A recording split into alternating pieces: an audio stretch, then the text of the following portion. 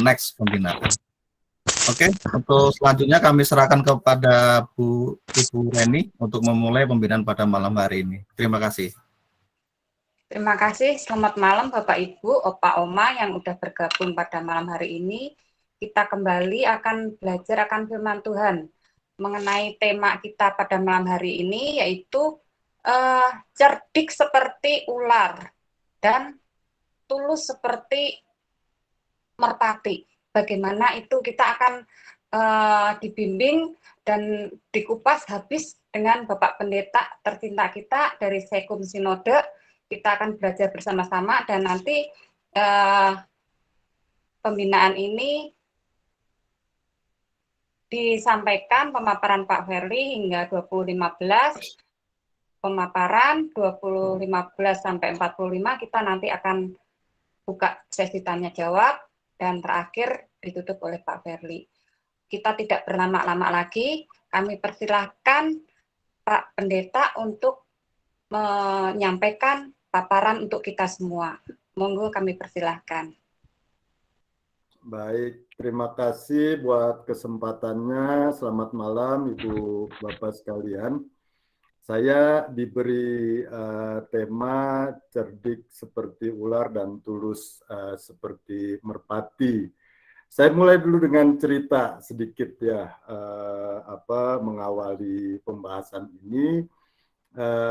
Ceritanya tentang diskusi yang terjadi di antara para pengurus gereja dan warga gereja yang baru saja mengurus perizinan gereja gitu. Jadi mereka sedang mengurus izin gereja, lalu beberapa orang yang mengurus itu melapor dalam pertemuan ini bahwa kayaknya sulit deh kita dapat izin nih.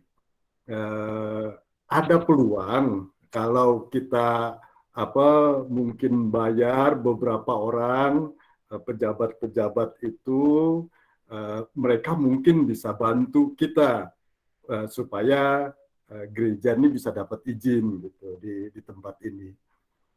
Lalu menanggapi hal itu ada warga yang mengatakan, janganlah, masa gereja terlibat dalam korupsi gitu.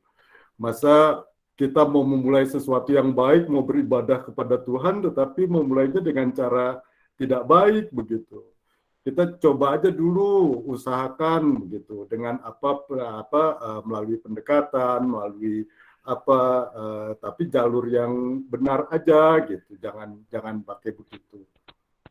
Lalu ada yang menanggapi lagi, bilang, ya susahlah, nanti pasti kita akan dipersulit, akan diapakan, jadi udahlah pakai gini aja, itu kita berikan aja uang buat mereka. Dan Tuhan Yesus juga mengajarkan kita harus cerdik seperti ular gitu. Ya saya nggak mau menyelesaikan cerita itu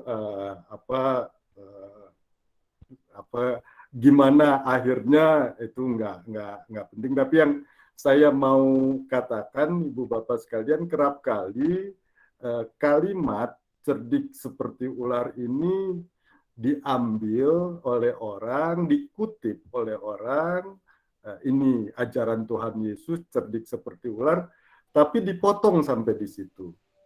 Padahal cerdik seperti ular dan tulus seperti merpati ini harus kita pahami secara utuh. Apa sebenarnya yang dikatakan oleh Tuhan Yesus? Bisa slide berikutnya. Nah, kalimat cerdik seperti ular dan tulus seperti merpati itu diambil dari ayat Matius pasal 10 ayat 16 yang yang secara lengkap saya tuliskan di situ. Tuhan Yesus berkata, lihat, aku mengutus kamu seperti domba ke tengah-tengah serigala, sebab itu hendaklah kamu cerdik seperti ular dan tulus seperti merpati. Jadi kalau kita perhatikan secara lengkap ayat ini, maka salah kalau kita ambil sepotong saja gitu. Tuhan Yesus nggak mengatakan kamu harus cerdik seperti ular, tok gitu ya. Tapi dia bilang cerdik seperti ular, tapi harus tulus seperti merpati. Dan Tuhan Yesus juga nggak mengatakan tiba-tiba kamu harus cerdik seperti ular dan tulus seperti merpati gitu. Kenapa sih kita harus cerdik seperti ular dan tulus seperti merpati gitu? Kalau kita kutip di situ saja, kita bisa lupa bahwa ada konteksnya. Kenapa seperti itu? Konteksnya dikatakan di kalimat di anak kalimat sebelumnya sebenarnya. Aku mengutus kamu seperti domba ke tengah serigala gitu. Jadi jangan lupa kalau kita bilang cerdik seperti ular, tulus seperti merpati itu, kenapa? Karena kita diutus seperti domba di tengah serigala. Ke tengah-tengah serigala. Oleh karena itu sebelum membahas apa itu cerdik seperti ular, tulus seperti merpati, kita perlu dulu memahami konteks perkataan Yesus bahwa kita diutus seperti domba ke tengah serigala. Gimana itu? Next, berikutnya. Nah, cerdik seperti ular dan tulus seperti merpati itu dalam konteks kita diutus sebagai domba ke tengah-tengah serigala. Domba, kita diutus seperti domba. Jadi itu gambaran kita, gambaran gereja, gambaran orang Kristen seperti domba. Orang Kristen itu harus seperti domba. Seperti domba gimana gitu ya? Yang bersahabat, yang ramah, yang lembut, yang kalau Sunda bilang someah gitu ya. Tidak menakutkan penampilannya, penampilannya polos gitu ya. Orang kalau berhadapan dengan domba kan cenderung untuk membelai, mengusap-ngusap gitu ya. Orang nggak akan ada ya orang yang lari melihat domba begitu, nggak menakutkan, karena domba tidak suka menyerang, lemah begitu ya, tidak punya kekuatan, nggak punya senjata gitu ya, bahkan lari juga tidak bisa begitu ya, nggak seperti kijang. Nah ini gambaran domba. Gambaran kita yang diutus oleh Tuhan. Nah, kita diutus seperti domba. Tapi domba ini diutus ke tengah-tengah serigala. Nah, serigala, next. Serigala itu adalah gambaran dunia kita. Yang buas, yang beringas, menakutkan gitu ya. Suka menyerang gitu. Kita kalau melihat serigala aja udah takut begitu ya, karena serigala kerap kali memperlihatkan taringnya begitu. Belum lagi sifat-sifat serigala yang sangat suka menyerang secara berkelompok, rame-rame gitu, main keroyokan, nggak pernah serigala berani satu lawan satu gitu ya. Main keroyokan lalu di depan ada yang memancing-mancing lalu diserang dari belakangnya gitu ya. Sangat-sangat buas.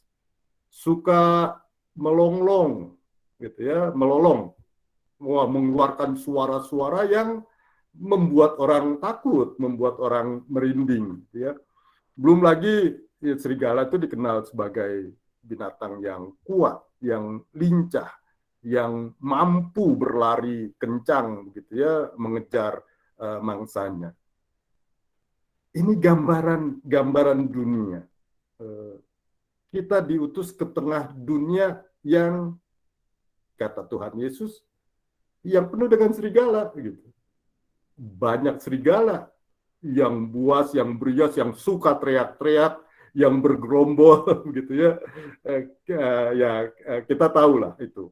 Dunia kita memang seperti itu, dunia yang kerap kali bergerombol, teriak-teriak, maki-maki, menyerang gitu, siap menyerang, kadang-kadang sambil teriak sambil ngangkat senjata, sambil teriak, sambil lempar batu gitu ya. Menakutkan. Itu dunia kita. Nah, terus next-nya, jadi kita diutus di tengah dunia seperti domba ditempatkan di tengah-tengah serigala. Ini nggak mudah, bukan sangat tidak mudah ya, sangat sulit gitu. Kalau bahasa apanya, bukan sangat tidak mudah saja, sulit. Gimana kita coba kita bayangkan gambaran Tuhan Yesus aja, kalau ada domba di tengah serigala, apa yang terjadi gitu? Yang terjadi pasti domba itu akan segera diserang, dicabik-cabik oleh serigala-serigala ini. Nah, gambarannya orang Kristen di tengah dunia seperti itu. Di satu sisi, kita nggak boleh berubah jadi serigala. Gitu ya. Kita harus tetap jadi domba. Kita harus tetap menampilkan sikap yang ramah, sikap yang someah tadi, sikap yang bersahabat, sikap yang tidak cari permusuhan, gitu ya, sikap yang mau berbagi. Kita harus tetap seperti domba. Domba nggak boleh berubah jadi serigala, begitu. Nggak boleh jadi ikut-ikutan serigala. Dan juga tidak boleh jadi serigala berbulu domba, gitu. Luarnya aja baik, wah kayaknya alim gitu ya, tapi di dalamnya sama sama yang lain gitu, rakus juga, mematikan juga, curang juga gitu ya. Nggak boleh begitu gitu ya. Kita harus jadi domba, tetap harus jadi domba. Tapi di sisi lain, Tuhan Yesus juga mengatakan, ya kamu jangan jadi korban gitu. Jangan juga sekedar jadi mangsa gitu, jadi domba yang lemah yang di tengah serigala, terus diserang, diapakan, ya diem aja, pasrah aja gitu. Jangan jadi begitu juga gitu ya. Jangan jadi sekedar mangsa yang tidak berdaya. Nah, gimana itu? Nggak boleh berubah jadi serigala, tetap harus jadi domba, gitu ya, nggak boleh ikut-ikutan jahat, di tengah dunia yang korup nggak boleh ikut-ikutan korup gitu. Tapi kalau nggak korup, terus bagaimana kita hidup, bagaimana kita menghadapi dunia korup yang justru menghakimi kita yang nggak korup gitu ya, yang menyalahkan kita yang nggak ikut-ikutan seperti itu. Itu sesuatu yang pasti sangat tidak mudah. Next. Jadi bagaimana? Nah, Tuhan Yesus ngajarin ke kita berikutnya, karena domba harus ada di tengah-tengah serigala, maka domba itu harus cerdik, gitu. Supaya dia tidak sekedar jadi mangsa, diam apa saja, nggak ngapa-ngapain, ya habis gitu. Habis digilas sama dunia yang penuh dengan serigala tadi. Jadi Tuhan Yesus bilang, karena itu domba harus cerdik gitu ya. Nggak boleh domba berubah dari serigala, jadi garang juga, ngelawan gitu. Nggak, tapi dia harus cerdik gitu. Seperti ular. Gimana tuh cerdik seperti ular? Ular tuh binatang yang penuh dengan kewaspadaan. Ya, dia sangat waspada dengan lingkungannya, sangat peka begitu. Jadi dia melihat gitu ya, situasi itu dengan cermat begitu ya. Dia begitu bersiap, kayaknya ular selalu siap ya, nggak pernah ular itu diam-diam terlena begitu ya. Dia selalu menyiapkan diri, kalau ada sesuatu dia bisa bereaksi, dan reaksinya itu penuh perhitungan, nggak asal begitu ya. Dia tahu kapan dia harus mempertahankan diri. Ular juga bukan binatang yang suka pamer, suka unjuk kekuatan. Kalau serigala itu memperlihatkan taring gitu ya, yang bisa merobek. Ular sebenarnya punya taring yang lebih berbahaya ya, dengan racunnya, tapi nggak pernah diperlihatkan taringnya itu, gitu ya. Dia bukan yang suka show off. Ular jarang ular tiba-tiba datang untuk menyerang hewan yang lain atau menyerang manusia, tapi kalau dia diusik dia nggak akan nyerah, gitu ya. Kalau diusik dia akan sebisa mungkin dia menghindari, gitu ya, dia lari. Tapi kalau dia posisinya dia terjepit atau dia posisinya memang harus mempertahankan diri, dia pasti akan melawan. Jadi itu Tuhan Yesus ngajarin, maka kamu harus cerdik seperti ular. Berikutnya, tapi bukan cerdik seperti ular saja, gitu. Jangan hanya cerdik aja. Nanti saya akan bilang ya cerdik, tapi jangan jadi licik, gitu ya. Karena itu harus tulus juga, gitu. Jadi selain kita harus cerdik, tapi kita juga harus tulus. Apa tuh? Seperti merpati, kata Tuhan Yesus. Nggak pamrih, gitu ya. Pamrih itu apa? Ada maunya, gitu ya. Ada udang di balik batu, gitu ya. Ada maksud-maksud tersembunyi, kelihatannya begini, tetapi sebenarnya ada maksud-maksud jahat, gitu ya. Nggak boleh begitu. Kalau orang Kristen mengasihi sesamanya harus tulus, gitu. Kalau memberi ya memberi, bukan mengharapkan imbalan, bukan mengharapkan fasilitas, gitu ya, bukan mengharapkan balasan kebaikan. Nggak, harus tulus. Nggak boleh ada motif-motif yang jahat di sana. Merpati juga gambaran kepolosan. Tidak ada yang disembunyikan, tidak ada yang diapakan. Tampil apa adanya, lugu, setia. Jadi bukan cuma cerdik, tapi harus tulus. Tapi juga jangan hanya tulus, karena kalau tulus saja, maka kita juga akan jadi seperti domba yang pasrah, begitu ya. Kita juga harus cerdik. Jadi cerdik seperti merpati, cerdik seperti ular, tulus seperti merpati, atau tulus seperti merpati, tapi cerdik seperti ular, gitu ya. Next. Jadi berikutnya, slide berikutnya. Nah, cerdik seperti ular, tulus seperti merpati. Cerdik seperti ular, tapi bukan jadi ular. Ya, enggak juga kita harus jadi seperti ular, gitu ya. Kalau tadi gambaran-gambaran kecerdikannya, ini Tuhan Yesus ini memberi gambaran yang sangat tapi harus perhatikan bahwa Tuhan Yesus bilang kamu jadilah ular, gitu. Enggak, gitu ya. Tapi cerdik seperti ular. Kecerdikannya yang kita pelajari, gitu ya. Kecerdikannya yang kita tiru, bukan sifat-sifat buruknya, gitu ya. Dan bagusnya Tuhan Yesus ngajarin, ya kita bisa belajar dari apa aja, gitu ya, dari binatang yang ini ular juga kan sebenarnya di Alkitab bukan lambang binatang yang baik, begitu ya. Di Perjanjian Lama kan manusia jatuh ke dalam dosa karena dibujuk sama ular, gitu ya. Jadi Tuhan Yesus nggak mau, gitu ya, manusia jadi seperti ular.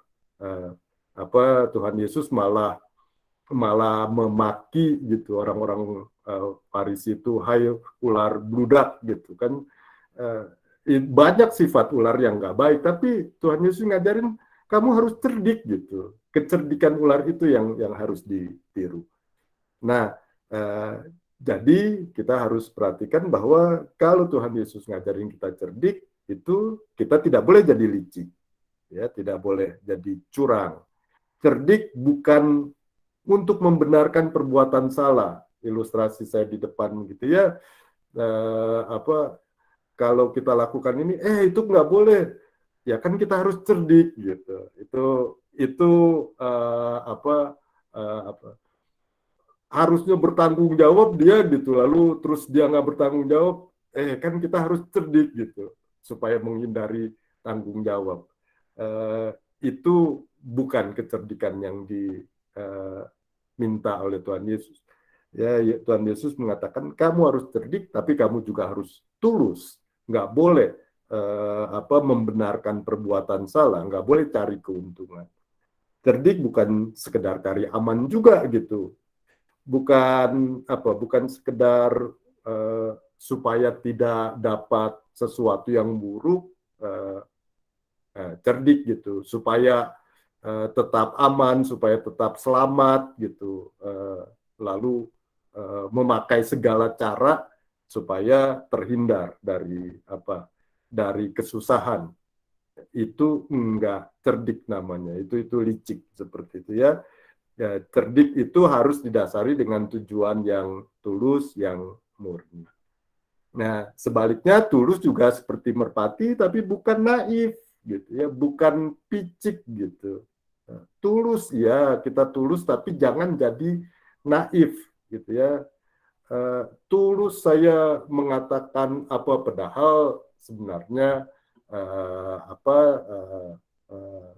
kita sudah ditolak misalnya.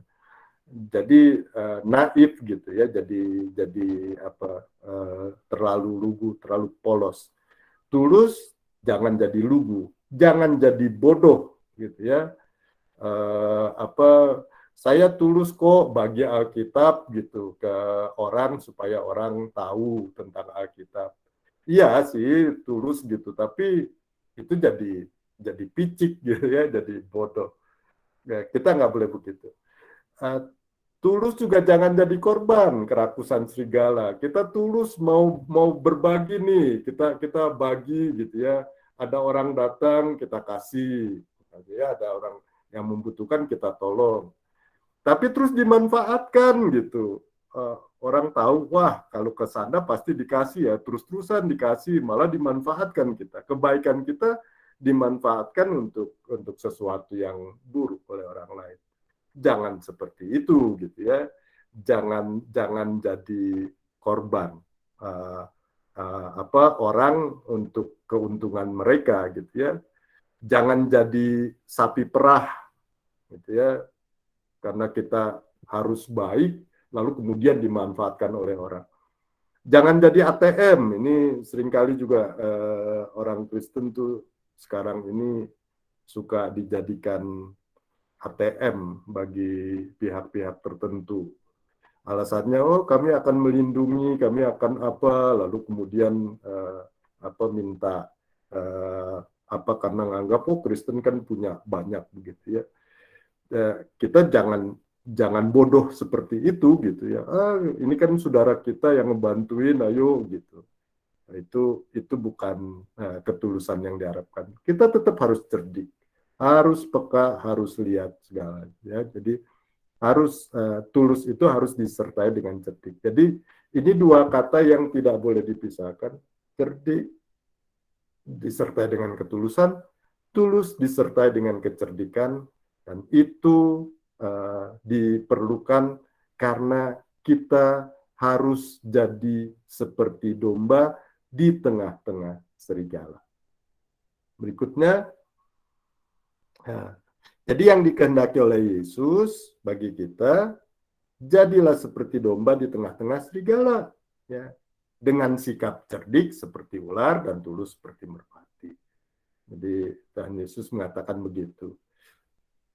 Kita diutus ke tengah dunia seperti domba di tengah serigala, supaya kita tetap bisa seperti domba di tengah serigala, maka kita harus cerdik seperti ular dan tulus seperti merpati. Itu satu kalimat lengkap yang apa? Gimana itu? Saya ingin menyampaikan beberapa poin aja ini. Mungkin kita nggak perlu minder dengan orang Kristen itu sedikit. kecil, lemah gitu. Oke, kita kecil, oke kita lemah. Tuhan Yesus juga tidak nyuruh kita apa naif, kita lawan aja gitu kan.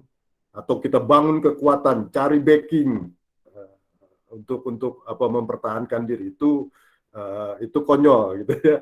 Menghadapi serigala seperti itu konyol. Tapi jangan nyerah gitu. Jangan kita kecil apa aja udahlah gitu. Dia apain aja diem aja. Enggak boleh begitu. Kita harus punya kecerdikan dan ketulusan sehingga kita memang bisa apa. Lalu kita harus jujur, polos, rendah hati tapi jangan rendah diri gitu ya. Nggak perlu pamer, nggak perlu show off, nggak perlu memperlihatkan kita kekuatan, kita punya apa, nggak. Tapi juga jangan minderan gitu, jangan, aduh kita mah kecil, kita apa gitu, kita nggak punya apa-apa gitu ya, nggak usah jadi minder seperti itu. Orang Kristen itu harus siap mengalah kalau perlu, tapi tidak dikuasai perasaan kalah, gitu ya. Beda mengalah dengan perasaan kalah. Kalau perasaan kalah belum apa-apa udah takut, udah nggak mau ngapa-ngapain. Udahlah nggak bisa lah, nggak mungkin lah orang Kristen seperti itu, nggak mungkin apa gitu ya. Kita sudah dikuasai oleh rasa kalah. Tapi kalau apa sikap mengalah ya, ketika kita tahu bahwa di sini kita harus mengatakan bahwa demi sesuatu yang lebih baik, demi sesuatu yang apa, demi perdamaian, demi apa, saya harus ngalah. Oke, gitu. Itu bukan karena dari awalnya memang saya pasti kalah, enggak gitu ya. Saya bisa menang, saya bisa lawan, tapi saya mau mengalah. Itu kan beda ya dengan saya nggak mungkin menang lah, saya nggak mungkin ngelawan, saya nggak mungkin bisa berhadapan gitu. Kalau itu dikuasai oleh rasa kalah. Jangan, orang Kristen nggak boleh dikuasai oleh rasa kalah, tapi orang Kristen harus siap mengalah kalau perlu. Ya, satu hal lagi barangkali Ibu Bapak sekalian yang saya ingin sampaikan, saya belum sempat masukkan di slide ini. Kalau Tuhan Yesus ngajarin, Tuhan Yesus mengingatkan kita seperti domba di tengah serigala, lalu Tuhan Yesus ngajarin karena itu kamu harus cerdik dan tulus, maka Tuhan Yesus tidak sedang mengajarkan kepada kita bahwa demi survive, supaya kita tetap ada, supaya kita tetap bertahan, maka segala cara kita lakukan. Jadi seolah-olah keamanan diri kita itu sesuatu yang harus diperjuangkan, harus diupayakan dengan cara apapun, karena itu kita harus cerdik. Enggak gitu ya. Kalau kita sudah berupaya cerdik dan tulus, cerdik yang tidak jadi licik, cerdik yang apa, lalu kecerdikan itu ternyata tidak menolong, ya ternyata dengan kecerdikan yang kita lakukan ternyata ya kita tetap harus jadi korban. Maka berlaku ajaran Tuhan Yesus seperti yang saya pernah sampaikan di renungan lalu ya, orang Kristen ya harus memikul salib gitu, harus siap jadi korban gitu. Itu panggilan kita gitu ya. Jadi jangan untuk menghindari salib, wah kita harus cerdik gitu ya. Untuk menghindari salib biar aja orang yang jadi korban kita yang apa, ya nggak gitu ya. Kalau sebisa mungkin kita bisa bertahanlah dengan cerdik dan dengan tulus. Tapi kalau kita sudah lakukan itu, kalau kita sudah upayakan, kalau ternyata kecerdikan dan ketulusan kita tidak bisa menolong, ya kita harus siap seperti Tuhan Yesus. Ya, mati dikuburkan jadi korban, tapi kemudian berbuah-buah, menghasilkan kebenaran yang lebih banyak. Kayaknya sudah habis slide saya ya. Iya. Begitu Ibu Bapak sekalian, yang bisa saya sampaikan, panjang juga ya, hampir setengah jam lebih. Jadi mudah-mudahan kita bisa mendiskusikannya. Barangkali ada yang ingin ditanyakan, tapi ada yang ingin disampaikan. Ini bukan tanya saya jawab gitu ya, tapi bisa juga memberi tanggapan, memberi masukan supaya kita semua bisa saling memperlengkapi. Mangga saya serahkan ke Ibu, siapa tadi, Bu Reni ya. Pak, terima kasih Pak Verly, begitu indah sekali pemahaman bagaimana kita ini bisa menjadi domba di tengah-tengah serigala. Kita bisa mengkolaborasikan ya Pak Verly ya, antara seperti ular dan bagaimana kita juga seperti burung merpati, cerdik tapi juga harus tulus. Dan kalau kepepet kita udah tidak bisa mengupayakan kecerdikan, kita akan siap memikul salib ya. Kalau orang Jawa nerimo gitu ya Pak Verly ya. Ya. Ya, tapi Ya. kita harus mengupayakannya, begitu ya Pak ya, untuk mewujudkan untuk menghasilkan kebenaran-kebenaran firman Tuhan di tengah-tengah dunia yang berbeda, yang pemahamannya berbeda ya, seperti itu. Untuk ada pertanyaan atau tanggapan dari Bapak Ibu semua yang hadir pada malam hari ini, kami persilahkan untuk raise hand, dibuka tanya jawab untuk 4 penanya. Kami persilahkan, monggo Bapak Ibu sekalian, ada yang masih perlu ditanyakan atau tanggapannya. Kami persilahkan, monggo.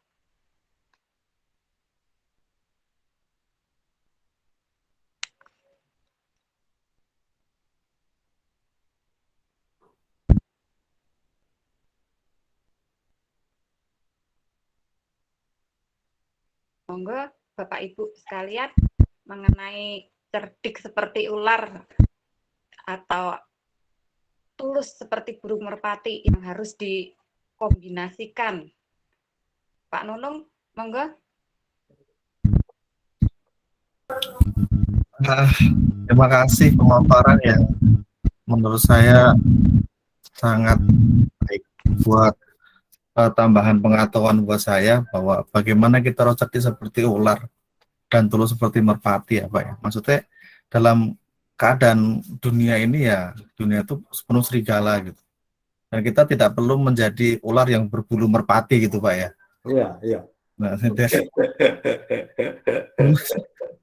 jadi ya sebagai mungkin dia dalam tanda kutip dianggap minoritas ya, tetap tekanan ada aja di dalam kehidupan sehari-hari bertetangga, apalagi saya yang notabene bertetangga dengan non Kristen, ya tekanan mungkin diskriminasi ada mungkin, tapi tidak sampai membuat saya harus pindah rumah gitu. Jadi kalaupun saya pindah rumah, kalaupun saya nggak pindah rumah bukan karena diskriminasi ya, karena memang belum ada dananya buat pindah rumah sih Pak. Gitu. Jadi sebenarnya kita harus mulai belajar cerdik ya. Kalau saya sih karena emang beda sendiri di sini ya, kalau ada ronda ya kumpul ikut, ada sumbangan untuk rumah ibadah sebelah ya saya ngikut juga gitu. Untuk buat takjil bareng buka puasa bersama ya saya ngikut juga gitu kan. Ya memang itu satu hal yang harus saya lakukan gitu. Ya karena emang bukan saya hidup di antara serigala, maksudnya saya hidup di antara yang berbeda. Menurut saya itu yang sering saya harus lakukan dalam kehidupan kami sih Pak, karena kami satu-satunya keluarga yang Kristen ya, yang ini dalam lingkungan yang non Kristen. Terima kasih, gitu aja. Iya. Pak Nono, monggo tambahannya, tanggapannya, pertanyaan untuk kita, mumpung ada Pak Ferli jauh-jauh ini, kita bisa Enggak. Tadi kayaknya tanggapan ya Pak Nunung. Jadi saya pikir ya itu kalau saya boleh nanggapi balik namanya ya memang serigala itu enggak berarti memang berbeda agama saja ya. Kadang-kadang kan bukan cuma serigala-serigala ini bukan karena beda agamanya begitu, tetapi ya yang menggilas kita itu orang-orang yang menindas, orang-orang yang mengerdilkan, orang-orang yang berbuat kejahatan, orang-orang yang memanfaatkan kita gitu ya, bukan cuma karena mereka berbeda agama lalu mereka bersikap seperti itu gitu ya. Kerap kali kan juga yang terjadi Bu Bapak sekalian, agama itu hanya jadi kulit, jadi alat pembenaran begitu dari kerakusan serigala ini gitu. Ya atas nama agama mereka melakukan keburukan, tapi sebenarnya bukan agamanya yang membuat mereka buruk, memang dasarnya aja mereka buruk. Mereka mengatasnamakan agama saja gitu ya. Sebenarnya kan yang kerap kali terjadi seperti itu. Memang aja mereka mau menindas, memang saja mereka mau menguasai, memang aja mereka mau memanfaatkan, tapi kemudian pakai alasan-alasan agama kan jadi seperti itu. Jadi ketika tadi saya ungkapkan dunia kita ini penuh dengan serigala, itu jangan diartikan semata-mata bahwa dunia kita ini dunia yang yang penuh dengan orang-orang beragama lain saja gitu ya, bukan cuma itu saja. Tapi dunia kita ini dunia yang penuh dengan kekejaman. Saya pikir konteks orang Kristen itu seperti domba diutus di tengah serigala itu juga terjadi di dunia barat gitu ya, juga terjadi di dunia Kristen gitu ya, yang mungkin orang Kristen semua di sana begitu, tetapi orang Kristen yang tadi yang jahat, yang kejam, yang menindas, yang murid-murid Tuhan ini harus tetap tulus gitu, harus tetap baik. Dia nggak boleh ke bawah-bawah jadi jahat juga gitu tadi ya. Kalau orang korup nggak boleh ke bawah-bawah jadi korup gitu. Orang nggak bener nggak boleh jadi ke bawah. Orang curang jadi ke bawah-bawah curang. Enggak gitu. Dia harus tetap sebagai murid Kristus, dia harus tetap baik gitu. Itu domba di tengah serigala ya. Memang perbedaan agama kerap kali juga jadi salib sendiri begitu, tapi bukan itu satu-satunya. Ya, mudah-mudahan menjawab ya Pak Nunung ya, menambahkan apa. Mangga. Terima kasih Pak. Yang dari Pak. Monggo Pak. Pak Sahat. Iya. Ya Pak. Mangga Pak. Malam Pak Ferli, kawan-kawan. Terima kasih Pak pembinaannya. Benar-benar bisa merefresh kembali ya. Terutama bisa lebih dalam lagi mengerti tentang Matius 10 ayat 16 yang diulas Bapak secara lengkap gitu ya.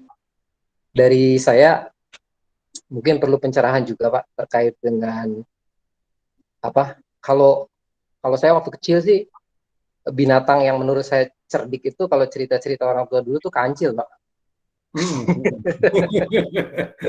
Iya. Tapi mungkin konteksnya di Timur Tengah kayaknya ular lebih cerdik dari kancil. Gini Pak,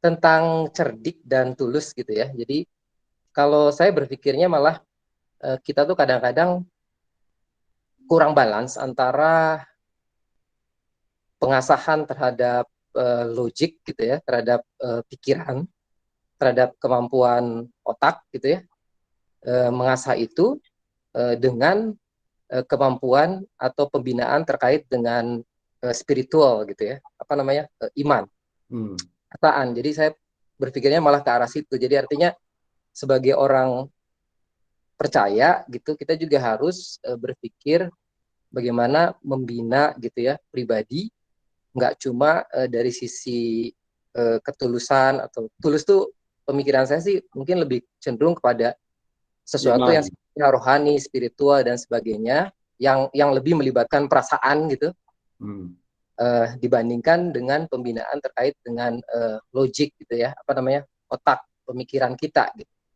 Nah, kalau kita terlalu sibuk dengan memikirkan tentang atau membina terkait dengan yang sifatnya tadi perasaan, kadang-kadang kita jadi tidak punya hikmat di dalam mengambil sebuah putusan gitu.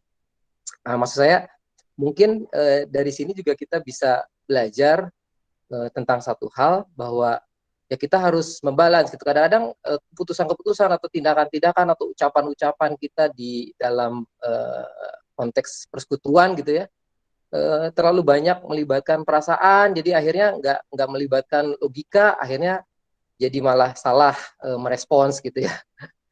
Jadi kadang-kadang terlalu banyak logika juga itu jadi keliru gitu. Jadi di gereja kita banyak dibina terkait dengan misalnya gitu Pak ya, pembinaan iman kita, tapi kurang dibina mengenai histori gitu ya, kurang dibina mengenai hal-hal lain antropologis lah misalnya gitu ya, sejarah segala macam yang kaitannya dengan pengetahuan kita, itu rasanya juga kurang lengkap gitu. Jadi menurut saya itu dua hal yang harusnya sebagai domba kita punya gitu ya, sehingga kita bisa bertahan di tengah situasi dunia sekarang ini gitu ya. Dunia kan bukan berarti orang yang berbeda iman dengan kita, tetapi tekanannya kan dari bahkan yang sama dengan imannya dengan kita pun itu bisa menjadi serigala buat kita. Itu Pak. Jadi mungkin pemikiran saya seperti itu, dikoreksi kalau keliru gitu Pak. Makasih Pak. Ya, sepakat dengan prinsipnya ya, walaupun sebenarnya yang Tuhan Yesus bilang kan sifat dari serigala, sifat dari merpati gitu. Ya. Tapi bahwa betul kita harus menyeimbangkan antara logik dengan emosi begitu ya, logika dengan emosi kita. Saya ingin kutip satu ayat lain nih, Pak Sahat. Matius 22 ayat 37. Jawab Yesus kepadanya, kasihilah Tuhan Allahmu dengan segenap hatimu, dengan segenap jiwamu, dan dengan segenap akal budimu. Jadi mengasihi Tuhan saja kita nggak cukup dengan emosi gitu. Ini kan tiga matra manusia ini ya. Dengan hati itu berarti dengan emosi ya. Jiwa ya dengan jiwa itu berarti dengan psikis, psikologis, dan dengan akal budi gitu. Jadi kalau kita mengasihi Tuhan nggak cukup hanya pakai emosi gitu, hanya sisi itu aja, nggak cukup juga hanya spirit gitu ya, jiwa, tapi kita juga harus pakai logika kita gitu, harus pakai akal budi kita. Ya, jadi Tuhan Yesus mengatakan begitu, mengasihi Tuhan itu dengan sepenuh keberadaan kita. Itu berarti bahwa kalau kita mengasihi Tuhan dengan segenap hati, dengan segenap jiwa, dengan segenap akal budi, itu berarti dalam kehidupan kita, dalam pembinaan iman kita, dalam pengembangan diri kita sebagai murid-murid Tuhan, ketiga aspek ini memang harus seimbang gitu ya. Kita tidak hanya soal rasa, soal perasaan, tapi mengabaikan soal pikiran, soal logika. Tapi juga jangan sebaliknya, hanya soal logika, tetapi kemudian soal spirit, soal rasa diabaikan. Gereja, sejarah gereja, dulu gereja pernah terjebak.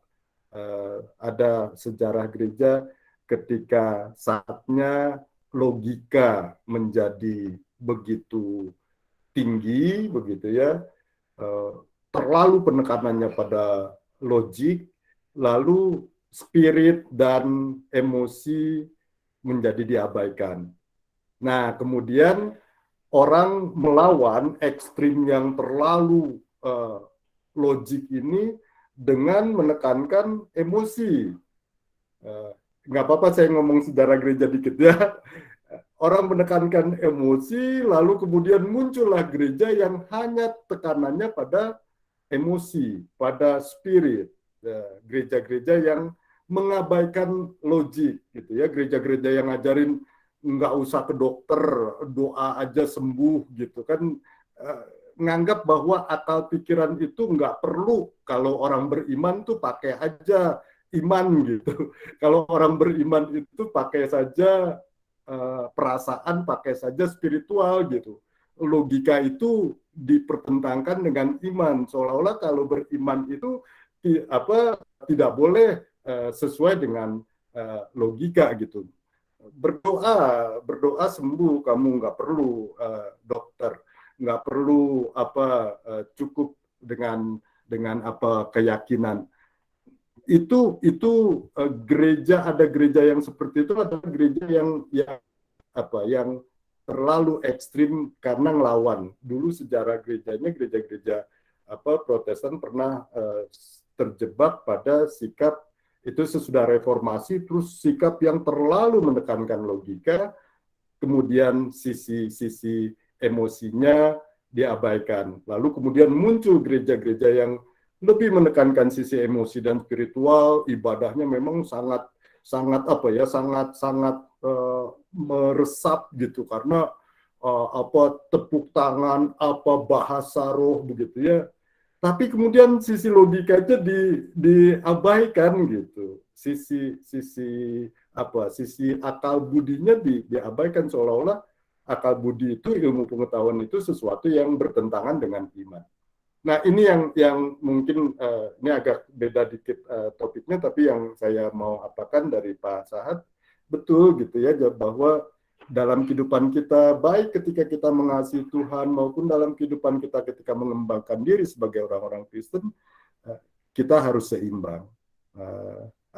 Kalau tadi saya katakan 3 matra itu ya, rasa kita, spirit kita, tapi juga akal budi kita ya, logika kita itu juga harus kita kembangkan.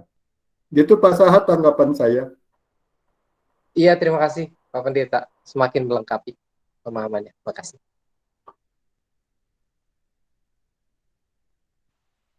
Monggo yang mau raise hand lagi, masih ada waktu, kami persilahkan Bapak Ibu sekalian.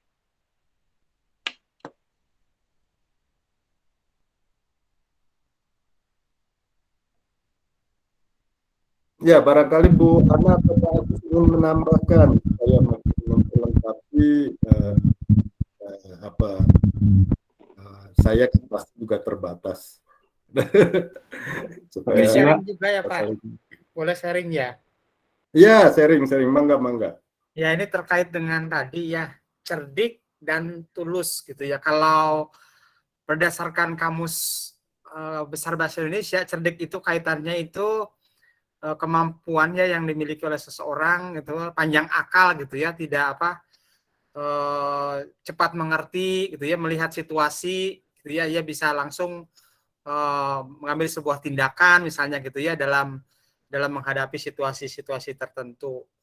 Nah, ketulusan itu berarti di sini suci hatinya gitu ya, itu yang di dalam kamus besar. Nah, terkait dengan cerdik sama tulus ini gitu ya, apakah ini sebuah blessing, sebuah anugerah, ataukah memang cerdik dan tulus ini sesuatu yang tidak hanya dimiliki oleh orang-orang tertentu gitu kan ya.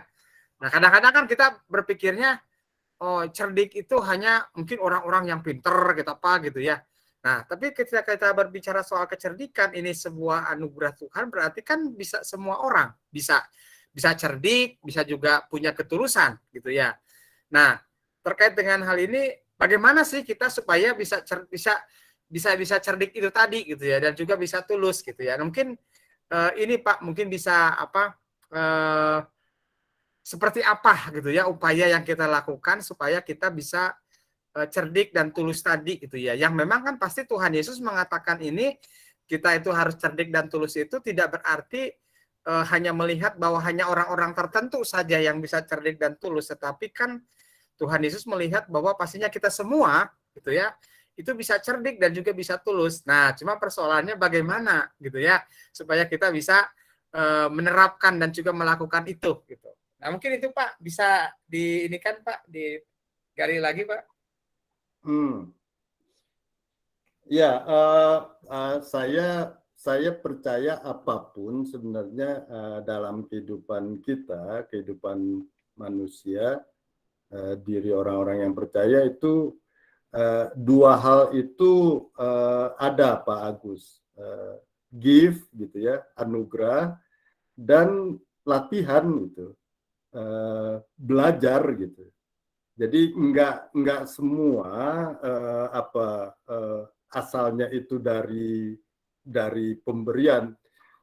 Ada orang yang cerdik, ada orang yang bodoh gitu, enggak sebenarnya gitu. Tapi ada orang yang melatih diri, ada orang yang tidak mau melatih diri gitu kan sebenarnya. Jadi kemampuan dasar ya diberikan oleh Tuhan kepada semua, tetapi kemudian orang harus mengembangkan, melatihnya. Walaupun juga jangan dibalik, dengan latihan semuanya bisa, itu juga enggak gitu ya. Ada hal-hal tertentu dalam kehidupan kita, misalnya saya nggak punya gift kayaknya, nggak punya anugerah untuk main gitar. Saya belajar, latihan, bisa main gitar, tapi ya sebatas itu aja gitu. Nggak ada orang-orang tertentu kan yang dengan latihan sedikit dia sudah bisa jadi pintar. Ada gift, ada apa. Nah, kecerdikan menurut saya juga sama seperti itu. Ada orang-orang yang memang punya anugerah. Kita semua diberikan anugerah untuk itu. Tapi kemudian ada orang yang memang harus melatih diri dengan baik. Saya mau agak melebar sedikit, nggak apa-apa ya Pak Agus. Menurut saya bukan cuma soal cerdik kalau untuk latih itu, bahkan yang kita bilang hati nurani gitu ya.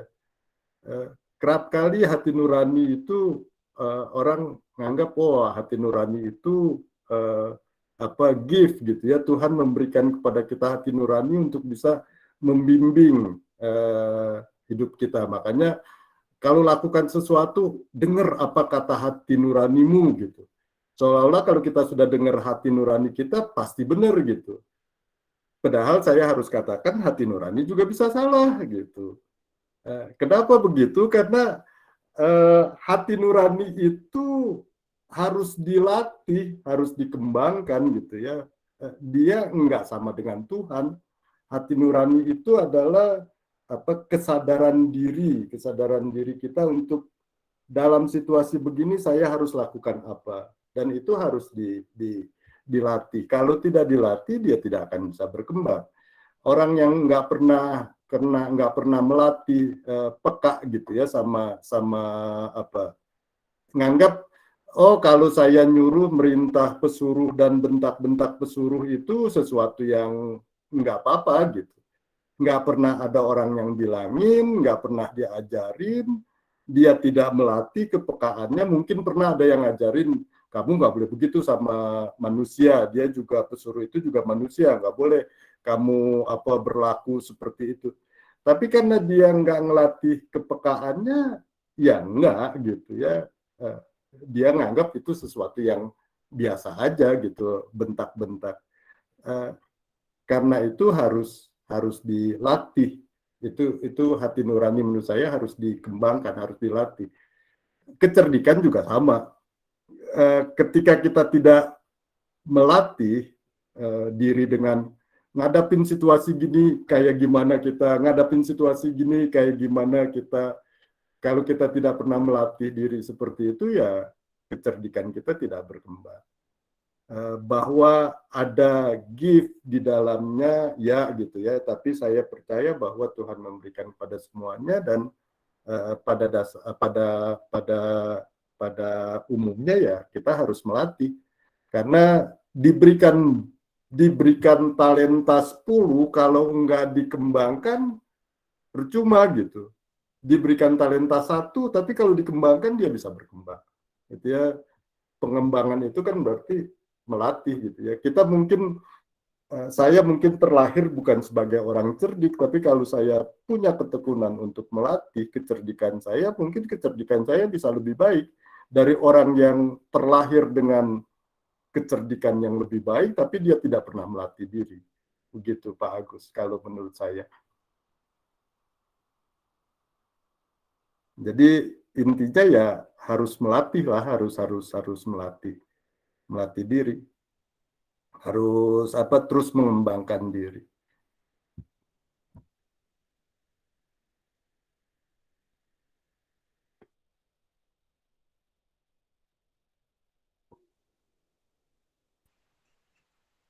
Cukup menambahkan untuk kita semua ya Pak Verly ya. Kita Ya. bagaimana Mudah-mudahan cukup ya Pak Agus ya. bisa. Pak, saya Monggo Pak boleh Samuel. bertanya ya. Monggo. Benar, Pak. Seperti yang Bapak sampaikan sebelumnya mengenai tentang cerdik seperti ular dan tulus seperti merpati, saya agak kurang mengerti dengan seperti merpati yang Bapak sampaikan di PowerPoint tersebut. Ya, seperti banyak tulus seperti merpati tetapi bukan naif, atau yang tidak menjadi lugu, atau jangan jadi korban kerakusan serigala. Yang menjadi pertanyaan adalah apakah itu bermaksud tulus yang memilih atau tulus maksudnya apakah itu bermaksud tulus yang memilih, seperti kita hanya tulus kepada beberapa orang, atau seperti yang Tuhan ajarkan, yaitu tulus yang memberi kepada semua orang. Dan juga bagaimana kita bisa tulus kepada orang yang memang tidak suka sama kita. Itu saja. Ya, makasih pertanyaannya. Kalau kita berhenti dengan tulus saja, itu benar. Kita harus tulus pada semua orang, kita harus tulus kita harus lakukan begitu ya, yang baik pada siapapun tanpa memilih, tanpa apa. Tapi kalau tadi Tuhan Yesus bilang dalam konteks kita di tengah serigala, seperti domba di tengah serigala, nggak cukup tulus aja gitu. Kalau kita cuma tulus aja, habis gitu. Kita akan dimakan gitu ya. Tadi saya kasih contoh sederhana. Kita tulus nih ngasih nolong orang lain gitu. Terus orang lain bilang, ya udah pokoknya dia datang lagi terus dimanfaatkan, dia enak-enakan nggak kerja, dia minta ke kita, dan kita dengan tulus ayo aja kita memberi gitu. Udah tahu kita dimanfaatkan tapi tetap aja kita memberikan atas nama ketulusan, bisa begitu. Habis kita nggak punya manfaat, nggak berarti. Jadi tidak cukup tulus saja, harus dengan cerdik gitu. Dalam konteks karena kita ada di tengah dunia yang seperti domba di tengah serigala tadi gitu. Mungkin kalau dunianya semua dunia yang tulus, ya nggak perlu cerdik gitu. Tapi karena kita ada di tengah dunia-dunia yang licik, dunia-dunia yang rakus, dunia yang serigala tadi gitu ya. Karena kita seperti domba di tengah serigala, maka nggak cukup tulus saja, tapi harus cerdik. Nggak cukup cerdik aja, tapi harus tulus. Jadi balik lagi saya katakan jangan dipotong saja gitu ya. Kalau kita ambil tulusnya aja, ya memang betul. Tulus itu berarti nggak boleh memilih, nggak boleh apa, nggak boleh ini, nggak boleh ngitung-ngitung gitu. Kalau mau tulus ya tulus aja, lakukan, kerjakan aja gitu. Tulus saya membantu, bantu aja gitu. Padahal dimanfaatkan, ya lu bantuin terus dianya nggak ngapa-ngapain, terus kita harus kerjain segala sesuatu. Itu kan gimana? Kita bantuin dia nih, udah tahu nggak bisa melakukan pekerjaannya, kita bantuin kerjain. Lalu dia manfaatkan karena memang tadi serigala gitu ya, dunia yang rakus itu dimanfaatkan gitu. Ketulusan kita itu ya udah kamu bantuin aja, terus dia enak-enakan, dia tenang-tenang, dia mendapatkan dengan dari ketulusan kita akhirnya tidak berdaya. Nah itu yang Tuhan Yesus mengatakan, di tengah dunia yang penuh serigala itu kamu nggak cukup tulus aja, kamu harus cerdik juga gitu, supaya tidak dijadikan tadi, makanya yang kata-kata saya, tidak jadi sapi perah, tidak jadi ATM gitu ya, tidak jadi korban yang sia-sia gitu. Harus berkorban ya gitu, orang Kristen harus berkorban, betul gitu. Tadi saya katakan kalau kecerdikan, ketulusan kita tidak cukup, kita harus mau pikul salib, harus berkorban ya gitu, tapi jangan berkorban yang sia-sia, jangan berkorban yang percuma gitu. Kita harus berkorban demi sesuatu yang benar, kita harus berkorban demi sesuatu yang lebih baik, demi sesuatu yang lebih besar ya gitu, harus berkorban. Tapi berkorban karena dimanfaatkan itu naif, itu bodoh gitu.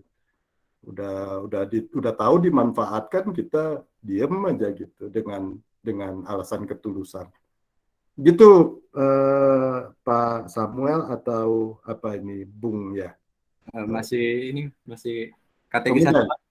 Oke, ya gitu ya Saudara Samuel ya. Mudah-mudahan membantu. Tapi kalau enggak, saya lebih girang lagi kalau penjelasan saya enggak cukup jelas, berarti kita perlu waktu lagi nanti untuk diskusi. Privat ya, Pak, ya. Kalau sudah semuanya sudah jelas, sudah baik kan, jadinya nanti saya nggak diundang lagi. Ada yang masih mengganjal lagi, ada waktu ini. Bu Reni, Bu Reni, ya, saya cuma mau menambahkan aja. Ini topik yang menarik ya, cerdik dan tulus. Kecerdikan itu berkaitan dengan logika ya Pak Perli ya, dengan akal. Kalau tulus itu berkaitan dengan hati gitu ya. Dan ini tidak boleh masing-masing, kalau saya memahami ya, ini harus berjalan beriringan bersama-sama. Karena kalau misalnya hanya cerdik aja, tadi seperti Pak Perli bilang, cerdik aja tapi tulusnya dilepaskan, kecerdikan kita bisa kemudian jadi kriminal, bisa jadi negatif. Jadi licik gitu ya. Iya, harus berjalan beriringan dengan ketulusan, dan tulus juga nggak boleh sendirian, tulus aja gitu, harus dikaitkan sama kecerdikan, dan dua-duanya baik cerdik ataupun tulus itu harus dalam pimpinan kuasa Roh Kudus atau dalam pimpinan Tuhan Yesus, sehingga tidak ada tadi ya pamrih, tidak ada akal-akalan, kecerdikannya tidak dipakai nipu-nipu orang gitu kan, ketulusan kita tidak dimanfaatkan orang, kita tidak jadi mangsa tadi predator ya Pak, mungkin saya agak ini, karena kan ada banyak serigala konteksnya kan saat itu.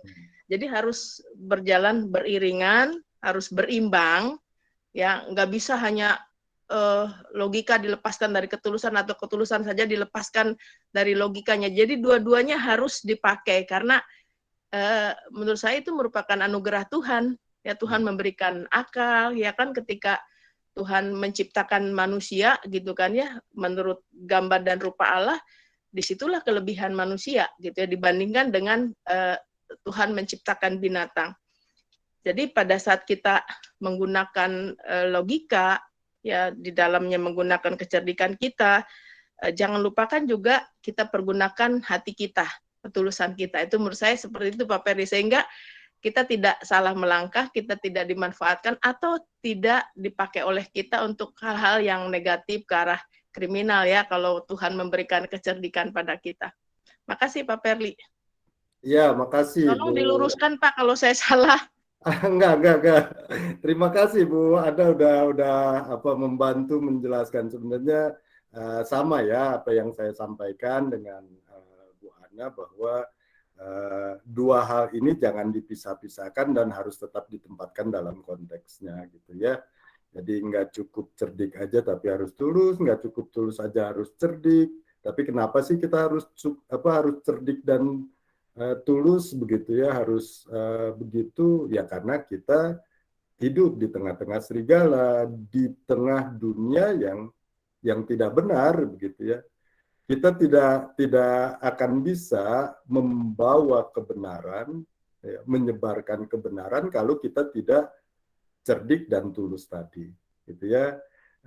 Kita hanya akan jadi korban begitu dari ketidakbenaran itu kalau kita tidak cerdik dan tulus. Kalau kita hanya jadi domba di tengah serigala saja gitu, akan jadi mangsa saja. Tapi domba yang cerdik dan tulus, dia tidak akan jadi mangsa, tapi dia juga tidak akan memangsa gitu. Dia akan membawa ketulusannya, kebaikannya, persahabatannya. Dia akan menularkan persahabatannya ke yang lain begitu. Itu apa yang tadi Bu Ana sampaikan, saya pikir sama ya. Jadi lebih memperlengkapi karena cara Bu Ana mungkin menjelaskan lebih detail gitu ya. Jadi terima kasih Bu Ana buat tambahannya. Hanya tadi yang Bu Ana bilang itu anugerah, tadi sempat Pak Agus tanyakan, ini anugerah dari Tuhan, tapi saya tadi sudah sampaikan, oke, itu anugerah dari Tuhan, tapi juga jangan lupakan bahwa anugerah itu harus kita kembangkan gitu, harus kita latih. Kalau enggak, anugerah kita itu ya seperti talenta tadi, ya dikasih segitu aja. Kecerdikan kita itu harus dilatih. Kita harus jadi semakin cerdik gitu. Enggak cukup ya saya sudah seperti ini, kecerdikan saya seperti itu aja. Enggak, kita harus mengembangkan, harus melatih. Kalau pemahaman saya tadi, cerdik ya bukan cuma gift gitu ya, bukan cuma sesuatu yang sudah ada dari Tuhan berikan ya sudah gitu. Menurut saya itu juga menyangkut keterampilan kita gitu ya. Belajar, buka wawasan, baca buku, dengar koran, baca koran, dengar berita, lihat sikap orang, pelajari sikap orang, itu kan sesuatu yang perlu kita lakukan untuk menambah kecerdikan kita. Mungkin juga try and error gitu ya. Kalau begini kita lakukan begini ternyata salah, ya berarti ya lain kali jangan lakukan begitu lagi, lakukan yang lain gitu. Itu kecerdikan, itu sesuatu yang menurut saya enggak begitu saja ada pada kita, tapi juga Tuhan berikan kepada kita, tapi juga kita harus latih. Iya. Setuju Pak. Monggo Pak. Terima kasih Bu Ana juga melengkapi untuk kita semua, Pak Ferly. closing statement-nya Pak untuk kita semua, menguatkan kita untuk bisa mengasah menjadi seimbang, balance antara cerdik dan tulus tadi Pak. Monggo Pak, closing statement untuk kita semua. Iya, pada akhirnya Ibu Bapak sekalian yang ingin yang ingin kita pelajari, yang kita ingin gali pada malam hari ini adalah kita harus bisa jadi murid-murid Tuhan yang baik, yang jujur, yang polos, yang bersahabat, yang seperti domba itu di tengah-tengah dunia yang belum tentu suka dengan itu. Bukan soal, sekali lagi bukan soal karena agamanya berbeda gitu ya, tapi karena memang dunia kita kan dunia yang cenderung korup, yang cenderung curang, yang cenderung ingin egois gitu ya, ingin menang sendiri, ingin kaya sendiri. Dunia kita kan dunia yang seperti itu. Nah, di tengah dunia seperti itu kita nggak boleh jadi seperti begitu. Kita harus jadi seperti domba. Tapi kita juga nggak bisa datang khotbahin mereka, ajarin mereka begitu ya. Kalau kita lakukan seperti begitu, ya kita akan sia-sia gitu ya, konyol jadi korban. Jadi kita harus cerdik dan tulus gitu ya. Bagaimana supaya dunia yang egois itu nggak egois, nggak cukup dengan ketulusan. Pokoknya saya nggak egois, yang lain terserah egois, nggak gitu. Nggak cukup juga dengan kecerdikan bagaimana membuat, nggak. Tapi kita perlu cerdik dan perlu tulus. Tuhan mengutus kita untuk jadi terang dan garam ya. Kita bisa menggarami tapi kita juga bisa dilihat gitu ya, bisa menerangi. Jadi memang nggak mudah tetapi itu sesuatu yang perlu dilakukan ya. Cerdik dan tulus bukan sesuatu yang yang enak dibicarakan, yang gampang dibicarakan. Saya dengan fasih bilang harus seimbang, cerdik dan tulus. Tapi gimana itu menyeimbangkannya? Pasti nggak mudah. Pasti perlu latihan, perlu usaha yang besar. Ini closingnya jadi panjang ya, Bu Redi. Ya, gitu. Memang itu sesuatu yang tidak mudah, tapi bisa lakukan dengan melatih diri, dengan belajar. Terima kasih Pak Verly, untuk kita semua bisa belajar bersama mengenai tema pada malam hari ini. Kita untuk mengupayakan untuk belajar dan terus semakin berkembang kembali. Tibalah saatnya kita akan mengumpulkan persembahan ayat yang kita ambil pada malam hari ini terambil dari 2 Korintus 8 ayat 12. Demikian firman Tuhan. Jika kamu rela untuk memberi, maka pemberianmu akan diterima. Kalau pemberianmu itu berdasarkan apa yang ada padamu, bukan berdasarkan apa yang tidak ada padamu. Bapak Ibu bisa mengumpulkan persembahan kepada panatua wilayah masing-masing. Nanti bisa di-collab, kumpul bersama untuk ditransfer ke rekening gereja.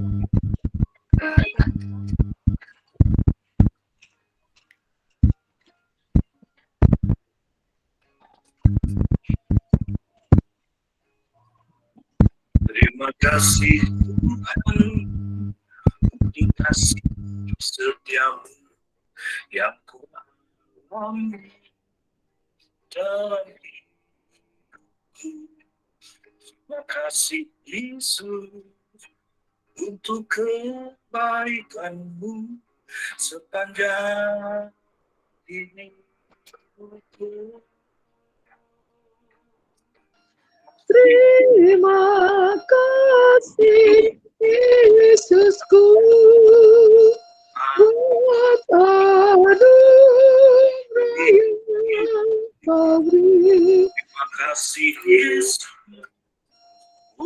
kebaikan-Mu sepanjang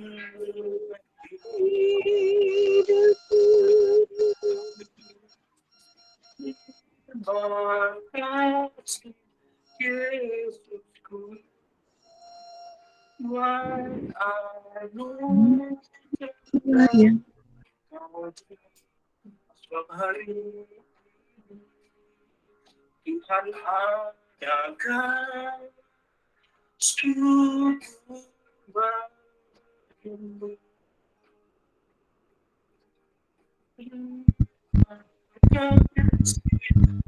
Yesusku buat anugerah Kau beri sebab hari ini Tuhan adakan syukur bagimu.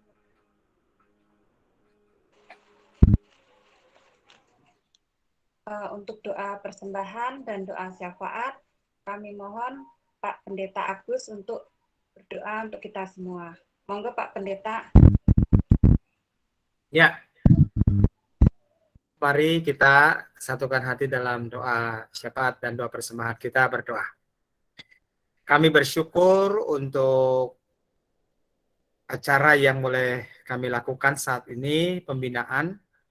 Biarlah kiranya semakin meneguhkan dan menguatkan kami, agar kami terus belajar, agar kiranya kami terus berproses dalam kehidupan kami untuk dapat melakukan seperti apa yang Kristus kehendaki, yaitu kiranya kami dapat cerdik seperti ular dan tulus seperti merpati, khususnya ketika kami diperhadapkan dengan realitas dalam kehidupan kami sehari-hari.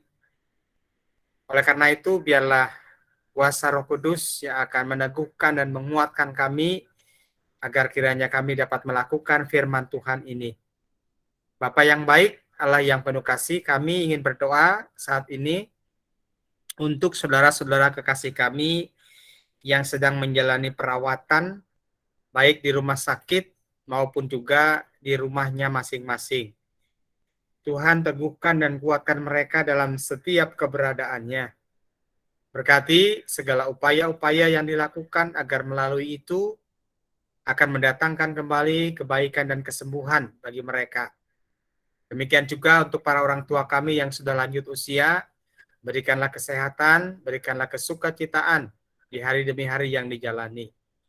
Demikian juga ya Bapak, kami memohon hikmat Tuhan untuk setiap pelayanan-pelayanan yang kami lakukan di GKP Immanuel Karawang. Pendeta, penatua, pengurus komisi, demikian juga panitia yang ada, Tuhan berikan kami hikmat agar kami dimampukan untuk dapat melakukan tugas pelayanan kami dengan baik seturut dengan kehendak Tuhan. Demikian juga untuk proses pembangunan tahap 2 gedung sekolah minggu dan serbaguna. Tuhan Yesus, berikanlah berkat-berkat-Mu yang akan mencukupkan dalam segala sesuatu yang dibutuhkan dalam proses pembangunan ini. Demikian juga kami pada kesempatan saat ini bersyukur untuk apa yang sudah disampaikan oleh Pak Pendeta Verli. Tuhan berkati beliau bersama dengan keluarga, berkati pelayanannya di sinode, agar kiranya dimanapun dan juga berbagai hal yang dilakukan biarlah hikmat Tuhan yang juga senantiasa menyertai Pak Pendeta Verli di dalam melakukan tugas-tugas pelayanannya saat ini. Bapa yang baik, Allah yang penuh kasih, kami juga mengucapkan syukur atas setiap berkat-berkat yang Tuhan limpahkan dalam kehidupan kami. Kiranya Tuhan, persembahan yang merupakan wujud syukur kami saat ini boleh kami pakai untuk menopang pelayanan jemaat Tuhan di tempat ini. Berkati setiap tangan-tangan yang sudah memberikannya dengan berkat yang berasal daripada Tuhan. Bapa yang baik, Allah yang penuh kasih, demikian juga kami memohon kekuatan dari Tuhan untuk saudara-saudara kekasih kami yang sedang mengalami pergumulan. Apapun saat ini yang dihadapi, biarlah Tuhan Engkau meneguhkan, menguatkan mereka, terlebih juga mereka di dalam menghadapi situasi-situasinya diberikan kecerdikan dan ketulusan. Demikian juga ya Bapak, kami memohon penyertaan Tuhan untuk situasi bangsa dan negara kami saat ini. Berikanlah hikmat Tuhan kepada para pemimpin bangsa kami di dalam mereka melaksanakan apa yang terbaik untuk kepentingan bangsa ini. Bapa Surgawi, Allah yang penuh kasih, inilah segenap doa-doa kami yang kami haturkan semuanya itu dalam nama Yesus Kristus Tuhan yang telah mengajarkan kami berdoa. Bapa kami ada di surga, dikuduskanlah namamu, datanglah kerajaanmu, jadilah kehendak-mu di bumi seperti di surga. Berikanlah kami pada hari ini makanan kami yang secukupnya, dan janganlah membawa kami dalam pencobaan, tapi lepaskanlah kami daripada yang jahat. Dan janganlah membawa kami dalam pencobaan, tapi lepaskanlah kami daripada yang jahat, karena Engkau lah yang punya kerajaan dan kuasa dan kemuliaan sampai selama-lamanya. Amin.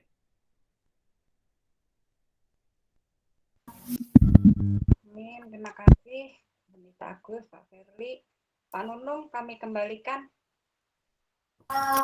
Terima kasih Bapak Ibu atas kehadiran dan pembinaan pada malam hari ini. Puji Tuhan, sampai 53 akun dan sampai 43 akun yang masih bergabung sampai malam hari ini dan sampai pembinaan ini selesai.